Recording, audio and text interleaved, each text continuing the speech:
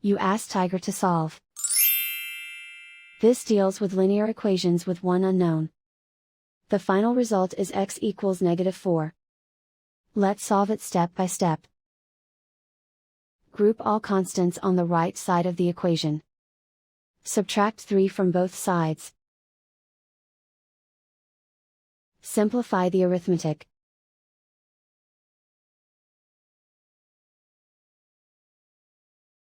Isolate the x.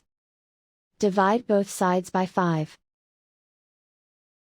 Simplify the fraction. Find the greatest common factor of the numerator and denominator.